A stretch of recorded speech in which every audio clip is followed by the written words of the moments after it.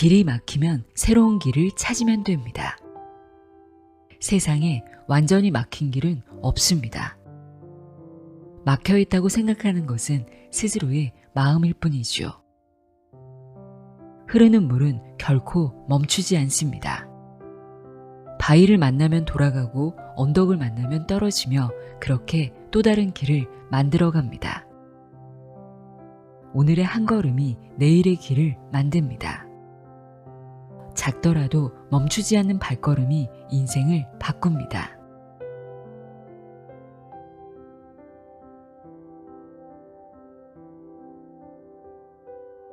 안녕하세요. 나의 소리책갈피 소리내어 읽다입니다. 열심히 살고 있긴 한데 막막하고 답이 보이지 않을 때가 있죠. 그럴 때일수록 잠시 멈춰서서 나는 지금 어디로 가고 있는가? 내가 걷는 이 길은 정말 내 길인가? 나는 지금껏 무엇을 향해 달려왔지? 스스로에게 조용히 물어볼 필요가 있지 않을까요? 오늘은 그런 순간에 읽으면 앞으로 어떻게 나아가야 할지, 어떤 길을 걸어야 할지 마음의 방향을 다시 세워주는 책을 소개합니다. 바로 경영의 신이라 불리는 마쓰시다 고노스케의 길을 열다입니다. 1968년 첫 출간 이후 반세기가 넘는 지금까지도 꾸준히 사랑받고 있는 책인데요. 전 세계 약 600만 부 이상 판매된 전설적인 자기계발서이자 경영 철학서로 평가받고 있습니다. 마쓰시다 고노스케는 세계적인 기업 파나소닉의 창립자이자 평생을 사람을 먼저 생각하는 경영으로 살아온 인물입니다. 이 책은 그가 경영 일선에서 직접 기록한 121편의 짧은 수필을 엮은 것으로 화려한 성공담이 아니라 일상 속 태도와 마음가짐을 이야기합니다. 대공황과 오일 쇼크 같은 경랑의 시대 속에서도 단 한 명의 해고 없이 회사를 지켜낸 그의 삶의 태도가 고스란히 담겨 있습니다. 그래서 이 책이 단순한 자기계발서가 아닌 삶과 경영의 교과서로 불리는 이유입니다. 하버드대 경영대학원 존 코터 교수는 그를 두고 1000년에 한 번 나올 인물이라고 평가했다고 합니다. 저는 이 책을 읽으면서 나는 어떤 삶을 살아왔는지, 어떤 길을 걸어왔는지 돌아봤는데요. 앞으로 내가 걸어갈 길에 대해서도 진지하게 생각해 볼 수 있었습니다. 그의 짧은 문장 하나하나가 참 깊고 힘이 되고 따뜻하게 다가오더라고요. 이런 어른다운 어른을 책으로나마 만날 수 있어 참 다행이다 라는 생각도 들었습니다. 읽으면 읽을수록 마음에 새기고 싶은 문장이 많아서 어떤 글을 읽어드려야 할지 고민이 될 정도였는데요. 그럼 지금부터 마쓰시다 고노스케 길을 열다 함께 읽어보겠습니다. 귀 기울여 들어보세요. 세상의 모든 지혜를 읽어드리는 소리내어 읽다. 구독과 좋아요, 공유는 큰 힘이 됩니다. 제1장 운명을 개척하기 위해 자신에게만 주어진 길. 자신에게만 주어진 길이 있다.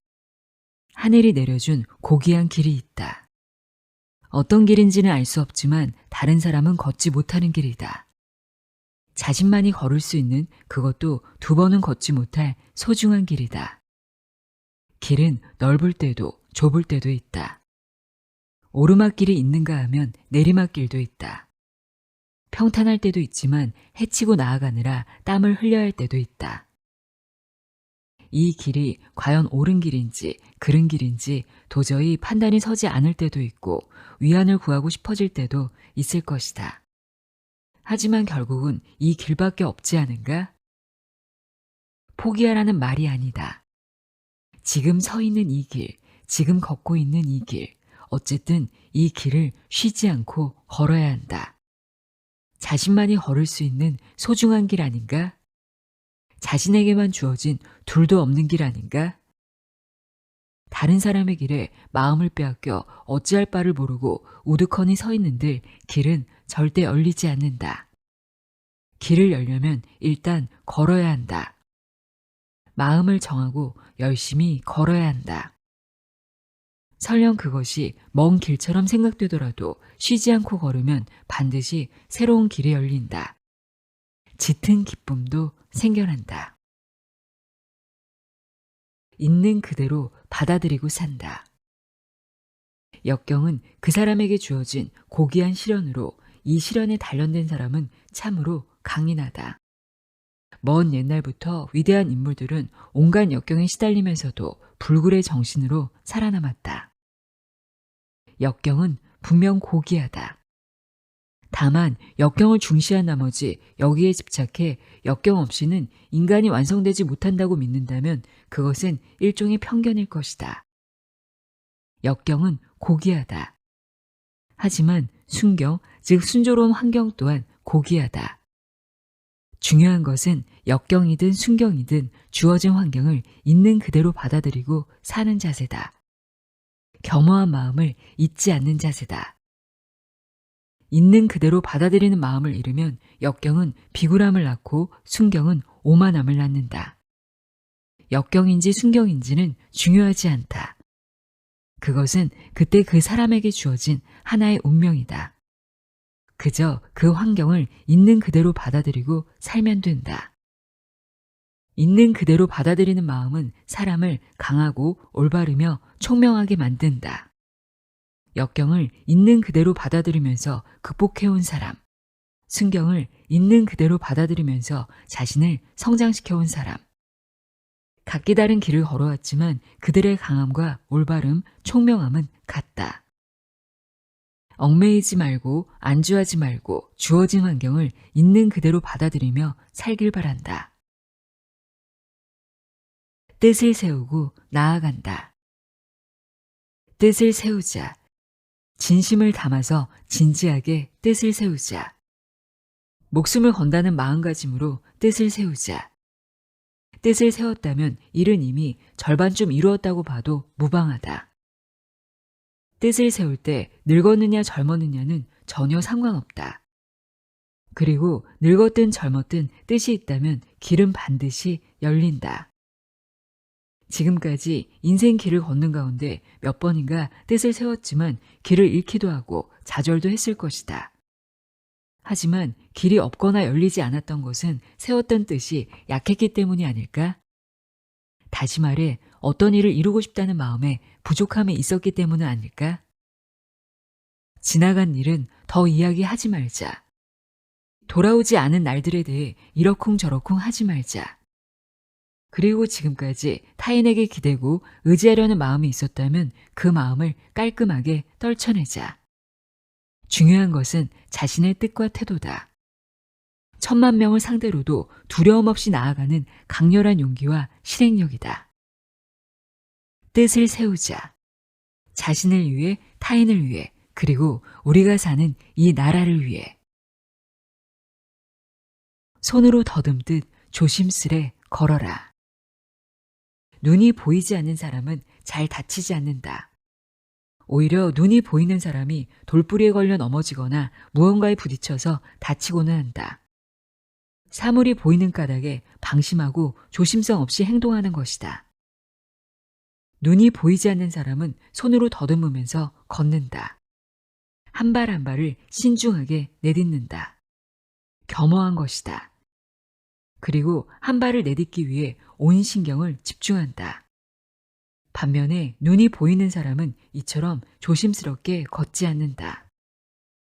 인생을 살면서 생각지 못한 부상을 피하려면 또 세상을 살면서 실패하고 싶지 않다면 이처럼 조심스럽게 걷는 법을 배워야 한다. 입으로는 인생은 한 치 앞도 알 수 없어 라고 말하면서도 다들 굉장히 조심성 없이 걷고 있다는 느낌을 받는다. 아무리 나이를 먹어도 알 수 없는 것이 인생이고 세상이다. 그렇다면 손으로 더듬으면서 조심스럽게 걷는 수밖에 없다. 알 수 없는 인생을 마치 다 아는 듯이 걷는 것만큼 위험한 일은 없다. 알 수 없는 세상을 사람들의 인도를 받으며 한 발 한 발 조심스럽게 내디뎌야 한다. 겸허하고 진지한 자세로 손으로 더듬으며 조심스럽게 나아간다는 마음가짐으로 인생의 길을 걷자. 인생은 진검승부다. 호면의 호환, 갑을 두르고 죽도로 검도 시합을 하는 동안에는 아무리 진지하게 하는 듯 보여도 아직 마음에 빈틈이 있다. 죽도에 맞더라도 죽을 일은 없으며 피도 나지 않기 때문이다. 하지만 목검으로 시합을 하게 되면 조금 더 긴장할 것이다. 잘못 맞으면 기절할 수도 있고 다칠 수도 있기 때문이다. 하물며 진검이라면 상대의 칼놀림 한 번에 목숨이 끊어질 수 있다. 이길 때도 있고 질 때도 있다는 한가한 소리를 하고 있을 수 없게 된다. 이기거나 지거나 둘 중 하나이며 지면 목숨이 날아간다. 진검승부란 바로 이런 것이다. 인생은 진검승부다. 그러므로 아무리 작은 일이라도 목숨을 걸고 진지하게 해야 한다. 물론 긴장감에 몸이 굳을 필요는 전혀 없다. 하지만 긴 인생을 살다 보면 실패할 때도 있다는 한가한 마음가짐으로 살아선 안 된다. 이것은 실패했을 때 위안을 얻기 위한 말일 뿐 처음부터 그런 마음가짐이어도 되는 것은 아니다. 진지해질 수 있는가 없는가, 있다면 얼마나 진지해질 수 있는지에 따라 그 사람의 인생이 결정된다. 소중하고 고귀한 인생이다. 지금부터라도 결코 늦지 않았다. 마음을 새롭게 먹고 진검승부를 한다는 마음가짐으로 하루하루를 살도록 하자. 병을 기꺼이 받아들인다. 병에 걸렸다가는 낫고 나아서 건강해졌다고 기뻐하는 사이에 또다시 병에 걸린다. 평생에 걸쳐 단 한 번도 병에 걸리지 않은 인생은 좀처럼 기대하기 어렵다. 경중의 차이는 있을지언정 사람은 일생 동안 몇 번은 병상에 눕기 마련이다. 그 횟수가 5번인 사람도 있을 것이다. 10번인 사람도 있을 것이다. 어쩌면 20번, 30번인 사람도 있을지 모른다. 부모를 걱정에 빠뜨리는 어린 시절의 병부터 불안과 초조함에 몸부림치는 나날에 이르기까지 사람은 몇 번인가 병이라는 고개를 넘는다. 하지만 인간은 어차피 딱 한 번 죽을 뿐이다. 예나 지금이나 인간은 단 한 번만 죽는다. 그렇다면 몇 번을 병에 걸리든 죽음으로 이어지는 병 또한 한 번뿐이다. 나머지는 이 또한 인생의 실현 중 하나라고 생각할 수 있는지가 중요하다. 언제 걸리는 병이 죽음으로 이어질지는 수명에 맡기기로 하고 이번에 걸린 병 또한 인생의 실현이라고 생각하면 자연스레 마음이 열리고 의술과 약품의 효과도 커져서 회복도 빨라질 것이다. 병을 받아들이는 마음을 키우고 병으로 약해진 몸을 소중히 다뤄서 건강하게 회복했으면 한다. 삶과 죽음을 함께 준비하라. 인생이라 말하자면 하루하루 죽음이라는 종착점을 향해서 나아가는 여정이라고 말할 수 있다. 살아있는 존재는 언젠가 죽음에 이르는 것이 자연의 섭리인 이상 살아있는 그 어떤 존재도 이 여정을 변경할 순 없다. 다만 인간만이 이것이 자연의 섭리임을 알고 이 여정에 대처할 수 있다. 언제 죽음에 이를지는 알 수 없지만 살아있는 동안 이만큼의 일은 해놓고 싶다는 마음으로 이런저런 생각을 하는 것이다. 이것은 딱히 노인에게만 해당하는 이야기가 아니다. 청춘을 구가하는 젊은이가 다가올 인생에 대비해 이런저런 계획을 세우는 것도 죽음에 대한 준비와 다르지 않을 것이다. 삶과 죽음은 표리일체, 동전의 양면과 같다. 그러므로 삶에 대한 준비는 곧 죽음에 대한 준비다. 죽음을 두려워하는 것은 인간의 본능이다. 하지만 죽음을 두려워하기보다 죽을 준비를 하지 않는 것을 더 두려워해야 한다. 인간은 언젠가 죽음에 직면한다. 그렇기에 삶은 고귀하며 그런 만큼 주어진 생명을 최대한으로 활용해야 한다. 즉, 죽음에 대한 준비란 주어진 생명을 최대한으로 활용할 방법을 생각하는 것이다. 그리고 이것은 삶에 대한 준비이기도 하다. 생명이 있는 존재에게 부여된 이 가혹한 숙명을 직시하고 이에 대처할 길을 엄숙하고도 즐겁게 생각해보자. 제2장 하루를 새롭게 시작하기 위해 매일을 새롭게 맞이한다. 새해가 되면 마음도 새로워진다. 마음이 새로워지는 것은 경사스러운 일이다. 정월만 경사스러운 날이 아니다. 마음이 새로워졌다면 그때가 언제든 경사스러운 날이다. 어제도 오늘도 자연의 움직임에는 아무런 변화가 없다. 내리쬐는 햇빛, 불어오는 바람 전부 똑같다. 하지만 마음이 새로워지면 보이는 것, 들리는 것 모두가 새롭게 느껴진다. 한 해의 시작은 설날이고 하루의 시작은 아침에 깨어났을 때다. 한 해의 시작이 경사스럽다면 아침에 일어났을 때도 역시 경사스럽다. 매일 아침 마음이 새로워진다면 매일이 정월이다. 새로워진 마음에는 모든 것이 새롭고 모든 것이 경사스럽게 느껴진다. 어제는 어제, 오늘은 오늘이다. 어제의 고생을 오늘까지 끌고 올 필요는 없다. 하루의 고생은 하루로 족하다 라는 말이 있듯 오늘은 또 오늘의 운명이 펼쳐진다. 어제의 목까지 짊어져선 안 된다. 매일 새로운 마음가짐으로 새롭게 출발해야 한다. 매일이 새로우면 매일이 경사스러운 날이 된다. 솔직하고 겸손하며 창의성이 풍부한 사람은 매일 명랑하고 매일 활기차다. 자, 우리 모두 활기차게 새로운 하루를 맞이하자. 주변에 나를 비추어 보라. 사람은 자신의 몸가짐을 바로잡으려 할 때 먼저 거울 앞에 선다. 거울은 정직하다. 있는 그대로의 모습을 비춘다. 자신은 넥타이를 똑바로 맸다고 고집을 부려도 거울 앞에 서면 넥타이가 비뚤어진 것이 한눈에 보인다. 그래서 자신이 잘못 맸음을 인정하고 고쳐맨다. 이처럼 몸가짐은 거울을 보고 바로잡을 수 있다. 하지만 거울이 비뚤어진 마음까지 비춰주진 않는다. 그래서 자신의 생각이나 행동이 잘못되었더라도 이를 자각하기 어렵다.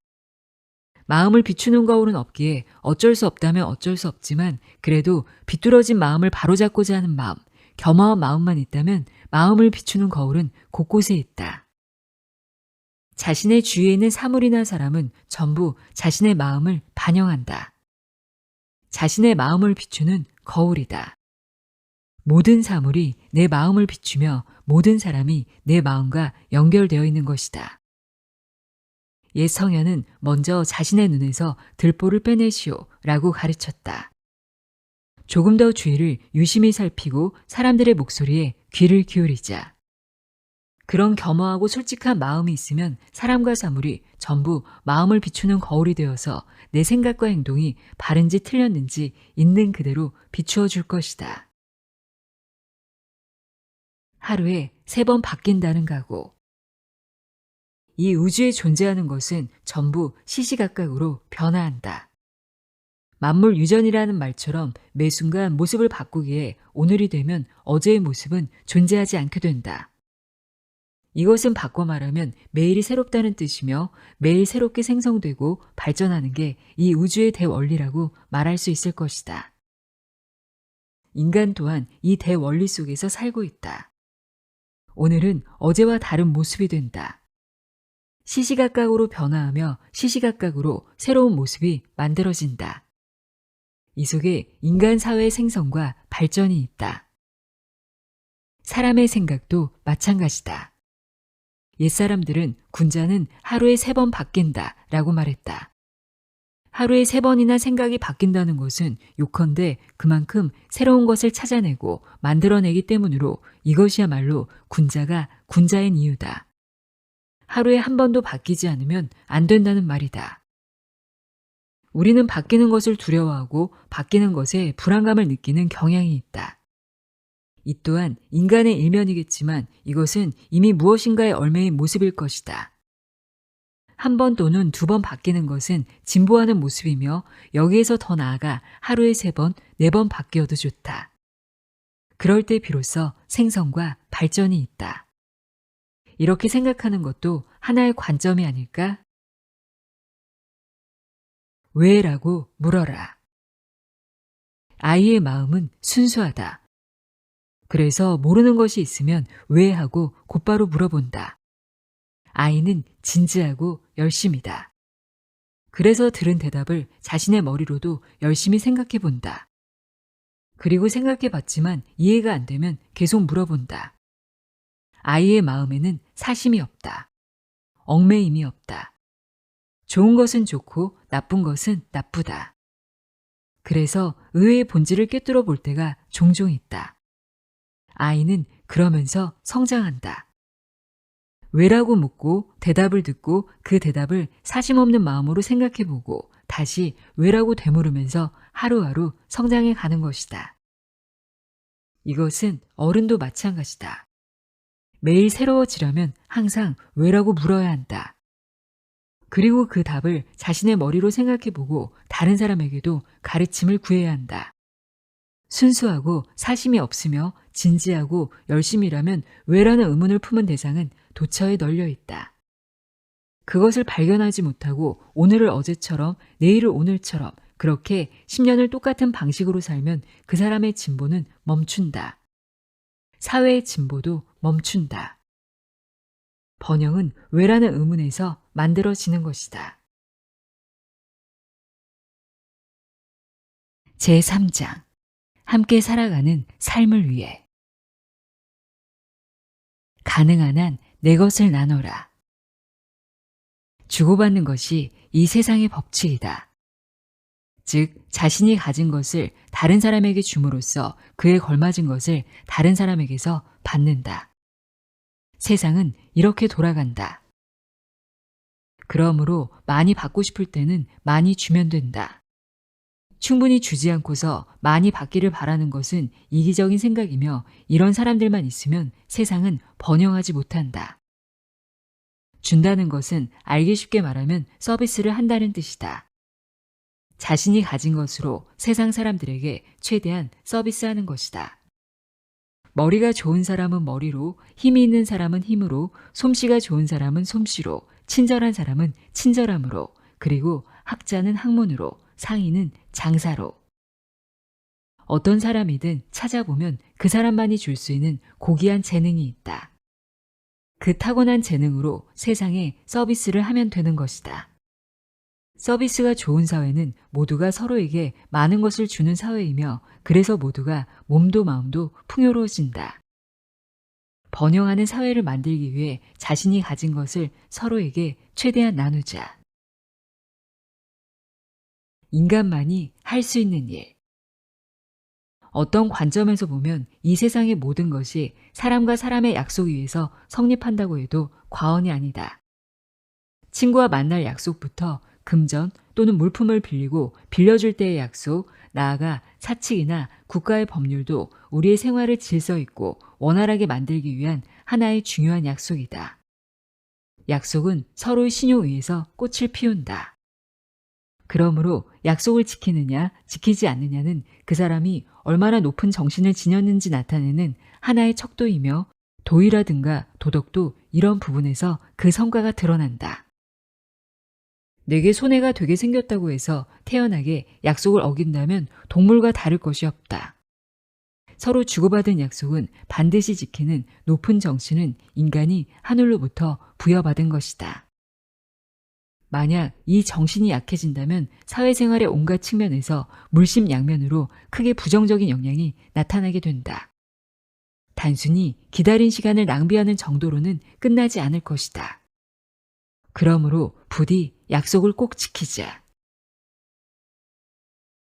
마음을 주고받을수록 힘은 커진다. 옛사람들은 인생이란 꼬아놓은 새끼줄과 같다고 말했다. 실제로 긴 인생을 살다 보면 좋은 일도 겪고 나쁜 일도 겪게 된다. 기쁜 일도 겪지만 슬픈 일도 찾아온다. 또한 좋다고 생각했던 일이 사실은 나쁜 일이었고 나쁘다고 생각했던 일이 사실은 좋은 일이어서 이리저리 고민할 필요 없이 처음부터 솔직하고 겸허하게 살 걸 그랬다며 인간 지혜의 얄팍함에 새삼 충격을 받을 때도 종종 있다. 처음부터 끝까지 철저히 나쁜 것도 없고 또 철저히 좋은 것도 없다. 그럼에도 사람들은 나쁘다고 생각할 때는 스스로 자신의 마음을 닫아버리고 좋다고 생각할 때는 또 자만심에 빠져서 다른 사람들과 멀어진다. 마음을 닫고 사람들과 거리를 둬서 마음과 마음이 통하지 않으면 협력도 상부상조도 이루어지지 않는다. 그렇다면 세상은 마음을 열지 않는 고독한 사람들로 가득해질 것이다. 정신없이 변화하는 요즘 세상, 좋을 때든 나쁠 때든 솔직하고 겸허하게 서로 마음과 생각을 주고받으며 힘을 합쳤으면 한다. 제4장 결단의 순간에 서 있을 때 감도 능력이다. 검을 들고 대치한다. 긴장이 흐르는 순간 칼날이 번뜩이며 내리치고 튕겨내고 재빨리 물러선다. 그 동작은 눈으로 따라가지 못할 만큼 빠르다.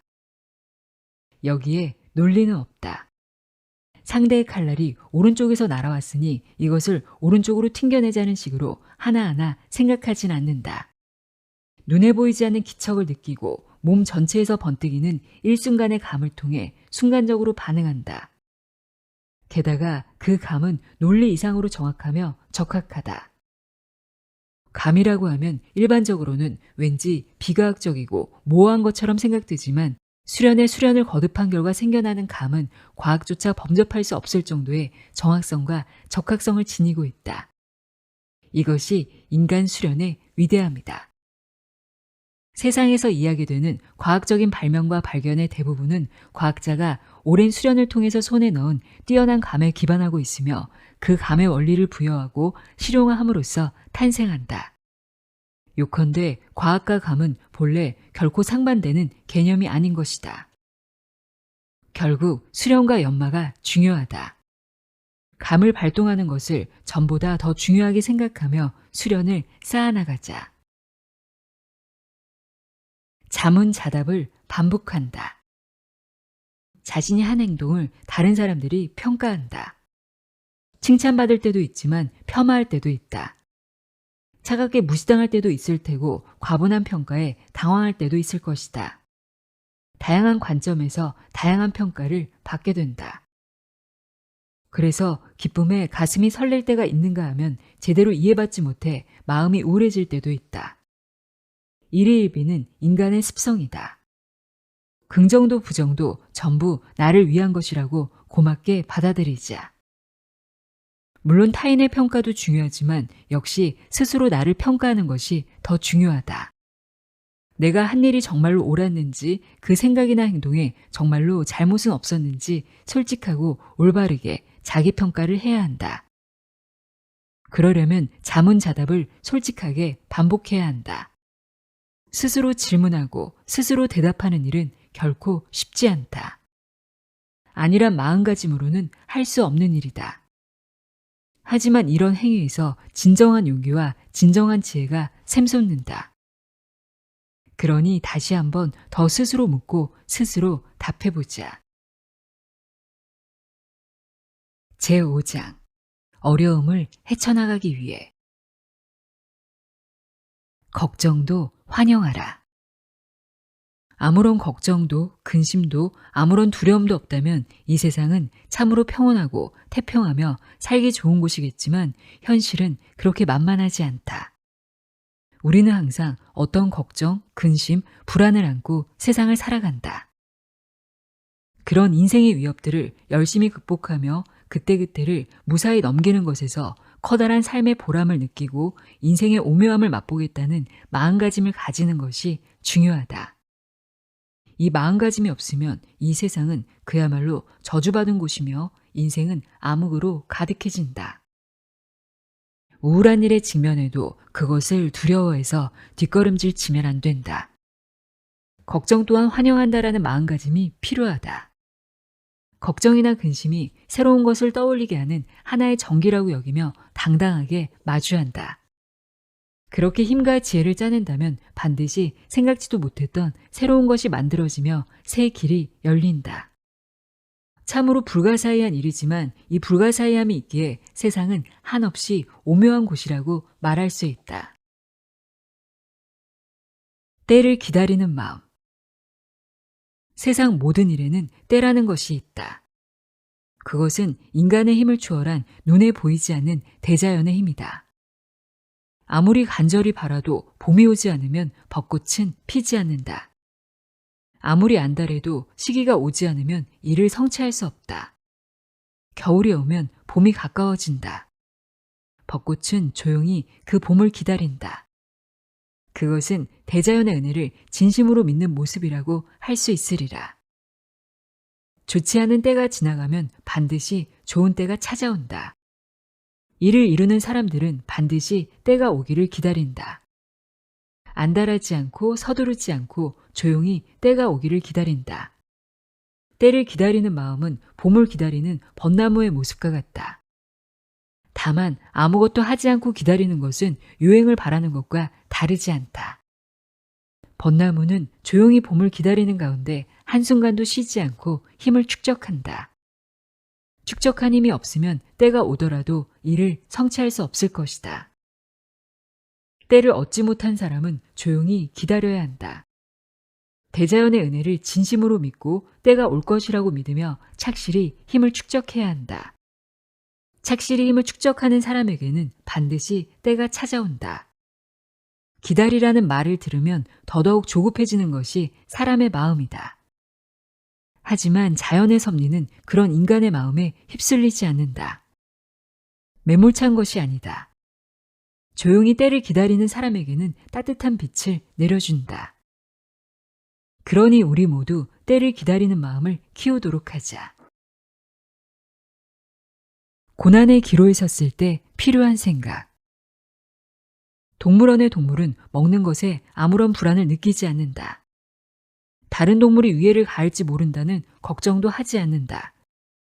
정해진 시간에 이런저런 영양분이 들어있는 먹이를 제공받으면서 자신을 보호해주는 우리 안에 벌러덩 누워 하품을 하며 유유자적 살아간다. 하지만 그렇게 사는 것을 동물들이 기뻐하고 있을까? 그 동물들이 실제로 어떤 마음일지는 알 수 없지만 신체적인 위험에 노출되면서도 끝없이 펼쳐진 들판을 달릴 때의 행복을 이따금 떠올리고 있을지 모른다는 생각도 든다. 아무런 불안도 위험도 없으며 걱정도 없는, 그래서 고심할 필요도 없고 노력할 필요도 없는 상황을 동경하는 경우가 종종 있다. 하지만 과연 그런 상황에서 삶의 보람이 만들어질 수 있을까? 연달아 고난이 찾아와 오른쪽으로 가야 할지 왼쪽으로 가야 할지 알 수 없는 기로에 계속 서면서도 있는 힘을 다해서 목숨을 걸고 그 고난을 헤쳐나가는 것이야말로 인간으로서 가장 충실하고 활기찬 생활이라고 말할 수 있지 않을까? 고난의 마음이 약해졌다면 이렇게 생각해 보는 것도 방법이다. 곤란해도 곤란해하지 않는다. 세상은 넓다. 인생은 길다. 이처럼 넓은 세상에서 긴 인생을 살다 보면 여러 가지 곤란한 일, 어려운 일, 힘든 일, 괴로운 일에 직면한다. 정도의 차이는 있겠지만 이것은 누구나 마찬가지다. 자신만 그런 것이 아니다. 그럴 때 어떻게 생각하느냐, 어떻게 대처하느냐에 따라 그 사람이 행복해질지 불행해질지 비약할지 후퇴할지가 결정된다. 난감하네. 어떡하지? 방법이 없는데. 이렇게 생각하기 시작하면 마음의 여유가 없어져서 낼 수 있는 지혜도 내지 못한다. 지금까지 쉽게 생각해냈던 것도 좀처럼 생각나지 않게 되는 것이다. 그리고 원인도 책임도 전부 다른 사람에게 전가하고 불만으로 마음이 어두워지며 불평을 늘어놓다 결국 스스로에게 상처를 준다. 단호하게 행동하면 귀신도 피해간다는 말이 있다. 곤란을 곤란으로 여기지 않고 마음을 새로이 다지며 굳은 결의로 걸으면 곤란이 오히려 비약의 토대가 되어준다. 어떻게 생각하느냐가 중요하다. 어떻게 결의하느냐가 중요하다. 곤란에 빠져도 곤란해하지 않는 것이다. 인간의 마음은 손오공의 여의봉처럼 자유자재로 변화한다. 곤란한 때일수록 그런 유연한 마음으로 오히려 꿈을 개척하겠다고 다짐하며 힘차게 길을 걷도록 하자. 세상의 명암을 이해한다. 세상이라는 곳은 냉혹하기도 하고 따뜻하기도 하다. 옛사람들은 이것을 눈이 밝은 자가 1000명, 눈이 어두운 자도 1000명이라고 표현했는데 참으로 절묘한 표현 아닌가 싶다. 세상에는 눈이 어두운 측면도 많다. 그래서 때로는 대충 일하고 대충 살아도 아무 일 없이 넘어간다. 요컨대 넓은 세상에는 그 정도의 포용력이 있는 것인데 여기에 익숙해져서 세상을 만만하게 생각하고 무시하면 결국은 밝은 눈에 걸려서 호된 꼴을 당하게 된다. 또한 좋은 아이디어를 생각해내고 진지하게 노력을 거듭해도 좀처럼 세상의 인정을 받지 못할 때가 있다. 그럴 때면 세상이 냉혹하게 느껴지면서 고독하다는 생각에 희망을 잃기 쉬운데 비관할 필요는 없다. 눈이 어두운 자가 1000명 있으면 눈이 밝은 자 또한 1000명 있기 때문이다. 바로 여기에 세상에 생각지 못한 따뜻함이 숨어 있다. 이처럼 세상은 냉혹하기도 또 따뜻하기도 하다. 그러므로 언제나 겸허함과 희망을 잃지 말고 나의 길을 착실하고 힘차게 걸어나가자. 제6장 자신감을 되찾고 싶을 때. 넘어져도 소득 없이는 일어나지 않는다. 7.8기라는 고사성어가 있다. 몇 번을 실패하더라도 이에 굴하지 않고 다시 일어서는 모습을 가리키는 말이다. 인생은 길다. 세상은 넓다. 그래서 실패도 하는데 그럴 때 이 고사성어가 힘이 되어준다. 하지만 7번 넘어져도 8번 일어나면 된다고 태평스럽게 생각하는 것은 조금 어리석은 자세다. 한 번 넘어졌을 때 깨닫지 못한다면 7번 넘어져도 깨닫지 못한다. 한 번 넘어졌을 때 깨달을 수 있는 사람이 되어야 한다. 그러려면 넘어져도 소득 없이는 일어나지 않겠다라는 마음을 가져야 한다. 이 말은 어떤 상황에서든 소득을 얻으려고 한다는 의미로서 탐욕스러움의 대명사처럼 사용되고 있지만 옛 성현들 중에는 넘어졌을 때 그 일을 계기로 깨달음을 얻는 사람이 많았다. 말 그대로 넘어져도 소득 없이는 일어나지 않았던 것이다. 이것은 탐욕스러웠기 때문이 아니라 진지했기 때문이다. 실패를 두려워하기보다는 진지하지 않음을 두려워해야 한다. 진지하다면 설령 실패하더라도 그 실패에서 반드시 무엇인가를 얻겠다는 마음가짐이 생긴다. 우리 모두 넘어져도 소득 없이는 일어나지 않겠다라는 진지한 마음가짐을 가지는 게 어떨까? 모든 일은 종이 한 장의 차이. 천재와 미치광이는 종이 한 장 차이라고 하는데 그렇다면 종이 한 장이 엄청난 격차를 만들어낸다고 말할 수 있다. 그 작은 차이가 천재와 미치광이 정도의 큰 격차를 만들어낸다니 고작해야 종이 한 장 차이라고 가볍게 생각해서는 안 될 것이다. 인간의 현명함과 어리석음도 이와 같다고 말할 수 있지 않을까? 현명함과 어리석음의 사이에는 매우 큰 격차가 있다. 하지만 그것은 종이 한 장의 차이에서 만들어진다. 요컨대 사소한 관점의 차이에서 뛰어난 사람과 어리석은 사람의 차이가 만들어지는 것이다. 어떤 관점으로 보느냐는 개개인의 자유다. 그러므로 어떤 관점에서 바라보든 상관없기는 하지만 아주 작은 관점의 차이가 현명함과 어리석음, 성공과 실패, 번영과 빈곤의 갈림길이 되기에 역시 사물을 바라보는 관점을 대충 결정해서 안 된다. 생각해보면 우리의 생활은 전부 종이 한 장의 차이에서 크게 좌우되는 것이 아닐까 싶다. 그렇기에 이 종이 한 장의 차이를 파악하는 것이 중요한데 그러려면 얽매이지 않는 마음이 되어야 한다. 무엇인가에 얽매이지 않는 눈으로 바라볼 수 있는가 없는가? 종이 한 장의 차이를 좌우하는 열쇠는 바로 여기에 숨어 있다. 제7장 일의 성과를 높이기 위해. 일하는 방식을 늘 고민하라. 이마에 땀을 흘리며 일하는 모습은 숭고하다. 하지만 언제까지나 이마에 땀을 흘리면서 일하는 것은 지혜가 부족하다는 뜻이다. 그것은 이를테면 서울에서 부산을 기차도 타지 않고 옛날처럼 터벅터벅 걸어가는 모습과 다르지 않다. 교통수단은 도보에서 가마로, 가마에서 기차로, 그리고 기차에서 비행기로 날이 갈수록 발전하고 있다. 날이 갈수록 사람의 이마에서 흐르는 땀의 양이 줄어들고 있다. 이런 현상은 인간 생활이 진보한 흔적이라고 말할 수 있지 않을까? 남들보다 1시간 더 일하는 것은 숭고하다. 그것은 노력이며 근면이다. 하지만 전보다 1시간 적게 일하면서 전보다 더 큰 성과를 올리는 것 또한 숭고하다. 바로 여기에 인간의 일하는 방식의 진보가 있는 것이 아닐까? 그것은 창의적인 아이디어가 있을 때 가능해진다. 궁리를 할 때 가능해진다. 일하는 것은 분명 숭고하지만 궁리하면서 일했으면 한다. 창의적인 아이디어를 생각해냈으면 한다. 이마에 땀을 흘리는 모습을 칭찬하는 것도 좋지만 이마에 땀을 흘리지 않는 상쾌한 모습도 칭찬해야 할 것이다.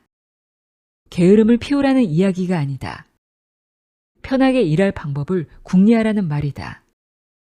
편하게 일하면서도 놀라운 성과를 올릴 방법을 좀 더 궁리했으면 좋겠다는 말이다. 그럴 때 사회의 번영도 만들어질 것이다. 성과를 끌어당기는 힘. 자석은 철을 끌어당긴다. 눈에는 전혀 보이지 않지만 보이지 않는 힘이 끌어당긴다. 자연스럽게 철을 끌어당긴다. 사람이 일을 한다. 그 일을 하는 마음가짐으로서 중요한 것에는 여러 가지가 있겠지만 역시 가장 중요한 것은 성실함이 넘쳐나는 열의가 아닐까? 지식도 중요하고 재능도 중요하다. 하지만 그런 것들이 없다고 해서 일을 할 수는 없지는 않다. 설령 지식이 없고 재능이 부족하더라도 어떻게든 이 일을 해내자. 무슨 일이 있어도 이 일을 이루어내자고 하는 성실한 열의가 넘쳐나면 반드시 좋은 성과가 만들어진다. 그 사람의 손으로 직접 할 수는 없더라도 그 사람의 성실한 열의가 눈에 보이지 않는 힘이 되어서 자연스럽게 주위 사람들을 끌어당긴다. 자석이 철을 끌어당기듯이 생각지도 못했던 가세를 불러들이며 이를 통해서 일을 이루게 된다. 사람들의 도움을 받아서 일을 이루게 되는 것이다. 열의가 없는 사람은 그림 속의 떡과 같다. 지식과 재능도 열의가 없다면 없는 것이나 다름없다. 열심히 혼을 담아서 하루하루 일에 몰두하자. 제9장 자주적인 태도로 살기 위해. 두려움 없는 삶이 더 위험하다. 아이는 부모가 무섭다. 점원은 주인이 무섭다. 사원은 사장이 무섭다. 사장은 세상이 무섭다. 또한 신이 무섭다. 부처가 무섭다. 두려움의 대상은 사람에 따라 다양하다. 두려운 것이 있다는 것은 고마운 일이다. 두려움이 있기에 겨우겨우 내 몸을 유지할 수 있는 것이다. 내 몸은 나의 것이며 내 마음도 나의 것이다. 그러므로 스스로를 제어하는 것은 그렇게 어려운 일이 아닐 것처럼 생각될 터이다. 하지만 인간은 소나 말과 달리 뜻대로 제어하기 매우 어려운 존재여서 옛 현인들도 자신을 제어하는 것의 어려움에 장탄식을 늘어놓았다. 하물며 우리 같은 범용한 사람들이 자신을 제어하는 것은 거의 불가능에 가까운 일이라고도 말할 수 있으리라. 그러므로 어떤 두려운 대상을 무서워하고 그것에 혼이 나면서까지 자신을 제어하려고 노력해야 하는 것이다. 두려움이 없는 것만큼 위험한 일은 없다. 때로는 없었으면 좋겠다는 생각이 드는 두려운 존재도 생각하기에 따라서는 역시 내게 이익이 되고 또 얻을 것이 있다. 다시 한번 절박한 심정으로. 스스로 열심히 노력해왔다고 생각하다가도 어떤 계기로 절박한 심정이 되면 지금까지 해온 노력이 아직 부족했음을 깨달을 때가 많다. 절박한 심정이 되는 것은 중요하다. 고마운 일이다. 일을 올바르게 이루어내기 위해서는 큰 일이든 작은 일이든 역시 절박한 심정이 근본에 자리하고 있어야 한다.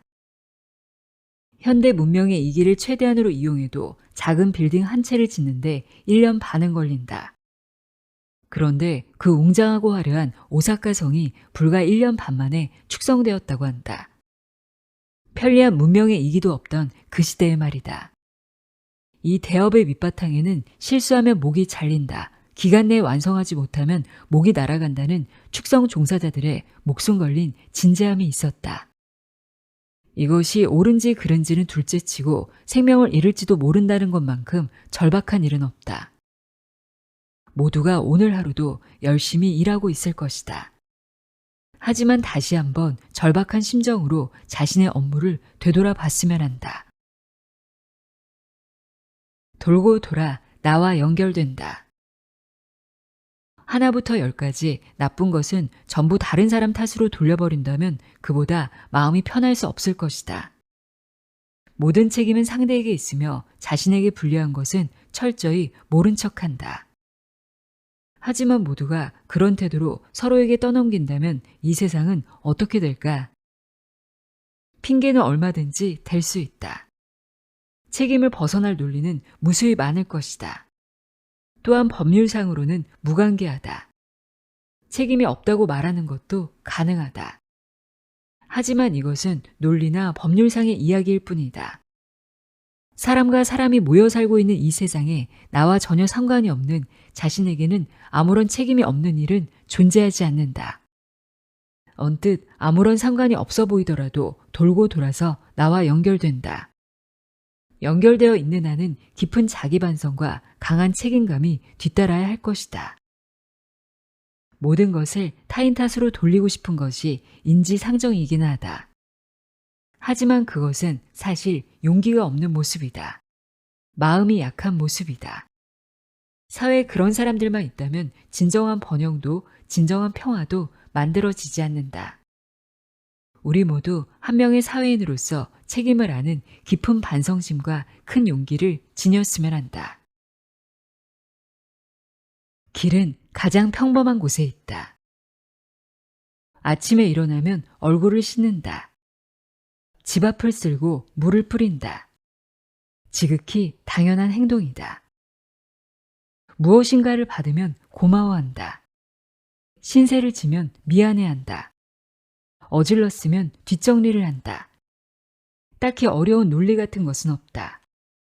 개나 고양이라면 모를까 인간으로서 해야 할 가장 평범한, 가장 당연한 행동들이다. 그런데 여기에 논리가 붙는다.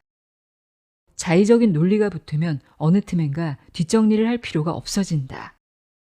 얼굴도 씻지 않고 물도 뿌리지 않게 된다. 평범한 것이 어려운 일이 되어서 무엇을 해야 할지 우왕좌왕한다. 요즘은 그런 일이 너무나도 많지 않은가 싶다. 이것도 저것도 결국은 자신에게 유리한 길을 추구하는 것이겠지만 모두가 진정한 번영으로 향하는 길은 사실 가장 평범한 곳에 있다. 모두가 수긍하는 지극히 당연한 곳에 있다. 딱히 어렵게 생각할 필요는 없지 않을까?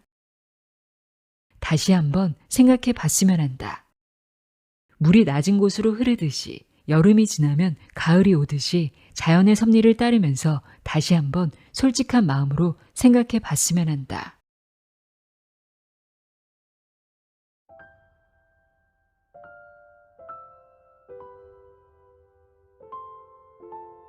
마쓰시타 고노스케 길을 열다 읽어드렸습니다. 우리가 살다 보면 뜻하지 않은 벽 앞에 멈춰설 때가 있죠. 그때마다 왜 나에게 이런 일이 생길까? 라는 질문 대신 지금 이 상황에서 내가 할 수 있는 한 걸음은 무엇일까를 떠올려 보면 길은 다시 열리기 시작합니다. 길을 찾는 사람에게는 반드시 길이 열린다. 마쓰시타 고노스케의 이 말을 잊지 않으셨으면 좋겠습니다. 오늘도 함께 해주셔서 고맙습니다.